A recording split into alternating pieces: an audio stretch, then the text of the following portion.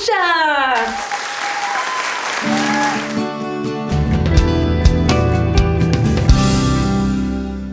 I love kombucha. Let's talk about how to make kombucha. So everybody knows, well maybe not everybody, but all of the weird hippies that I know that you can go to Sprouts or Natural Grocers or really any health food store and you can get a bottle of kombucha. But I find it's very expensive. And if you know anything about me, you know that I am a cheapskate hippie. I like to make everything that I possibly can.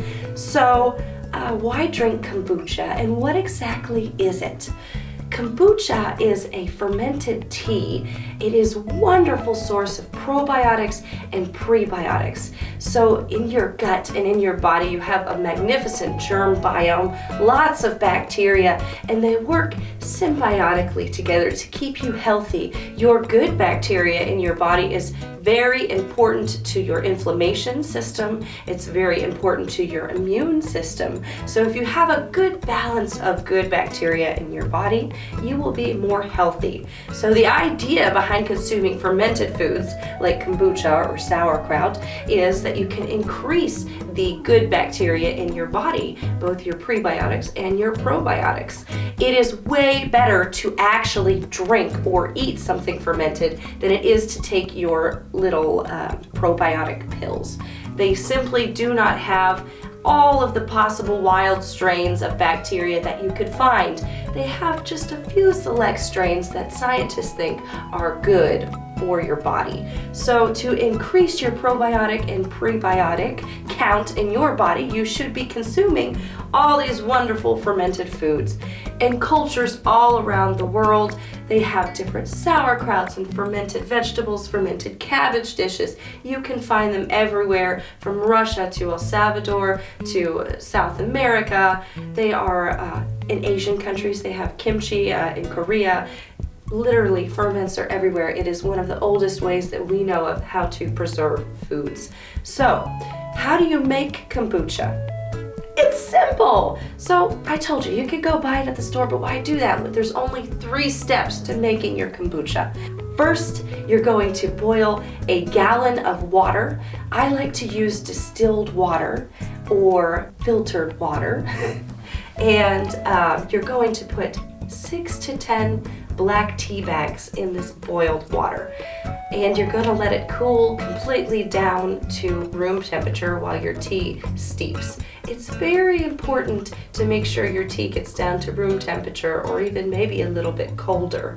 While your tea is warm, you can mix in your sugar. It is recommended that you do not use turbinado sugar, stevia, or anything like that.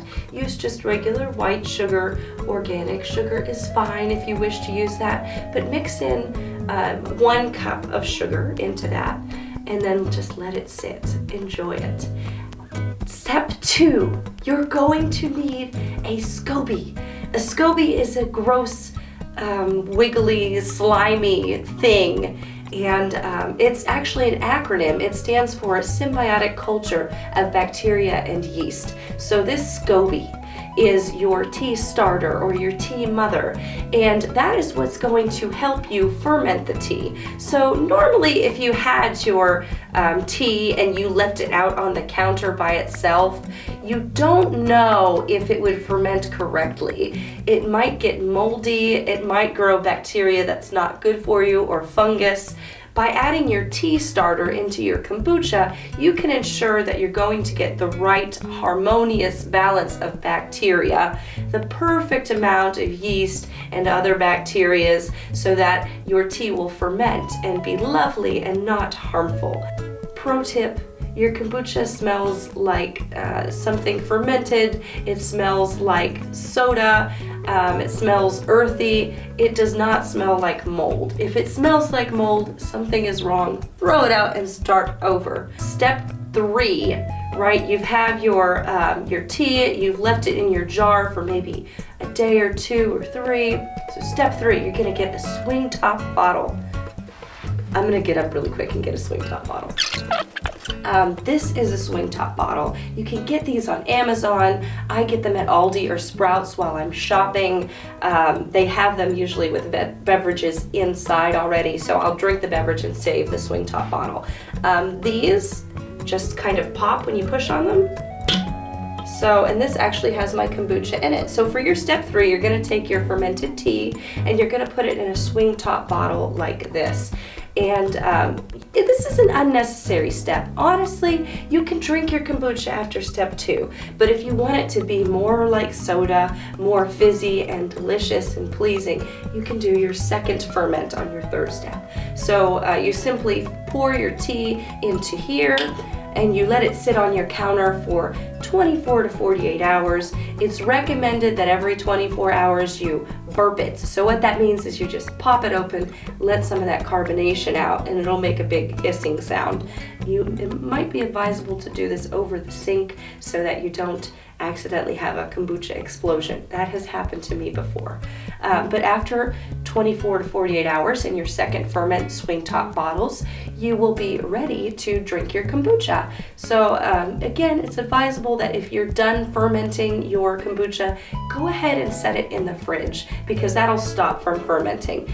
You really can't over ferment the kombucha. If you do, it'll turn into vinegar. If that was the case, you can use it to rinse your hair. You can actually use it for salad dressing or to cook. So the kombucha recipe in indigenous cultures, something like this would be used to create vinegar, but we have taken it and not fermented it so long to create this wonderful carbonated beverage that is actually healthy for you. So if you're a person who is trying to cut sugar and is trying to get away from soda, this is a really good alternative for you. And it's easy, it's cheap. You'll kick yourself once you watch this video. You'll be like, I'm never going to buy kombucha at Sprouts again. Thanks for watching. Make sure you hit the subscribe button if you like this video. Also, if you have any questions about holistic health, be sure to put those in the comments for me.